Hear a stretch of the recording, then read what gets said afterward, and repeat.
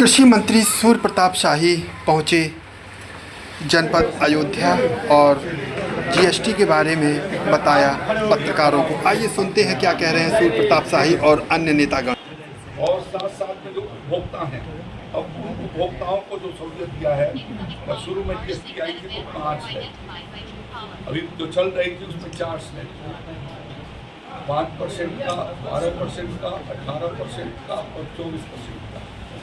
उन्होंने उसमें से 24% और 12%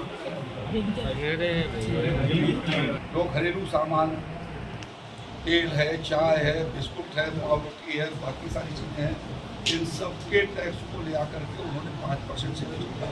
प्रधानमंत्री नरेंद्र मोदी जी ने इस देश में भारत के प्रधानमंत्री बनने के बाद ये वो जानते थे कि यहाँ टैक्स का मगरजाल है, व्यापारी परेशान है।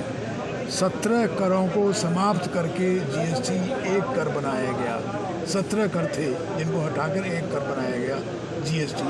और उसके बाद जीएसटी में जो स्लैब थे, जो दिक्कतें आ रही थी, माननीय प्रधानमंत्री जी ने उनको महसूस किया और 2 स्लैब में जीएसटी लाकर 5% और 18% सहूलियत भी दी और आम जनमानस को सुविधाएं भी दी।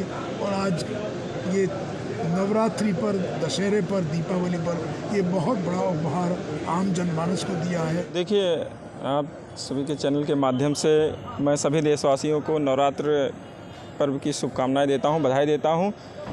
और ऐसे त्यौहार के ऐन मौके पर जीएसटी रिफॉर्म हुई है, जीएसटी की नई दरें लागू हुई हैं।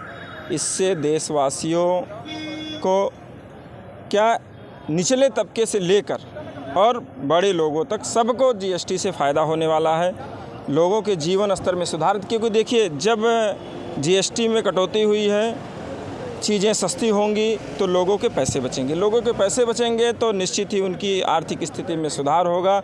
वो उन्होंने जो भी आशाएं पाल रखी होंगी कि हमको आगे ये करना है, ये अपने लिए बनाना है, ये बच्चों के लिए करना है, मुझे लगता है कि आने वाले दिनों में उनकी जो सेविंग होगी निश्चित ही उससे उनको लाभ होगा और उनकी जो इच्छाएं हैं, जो उनकी मनोकामनाएं हैं, वो पूर्ण होगी। देवी माँ का समय चल रहा है, माता रानी सबकी मनोकामना पूर्ण करें।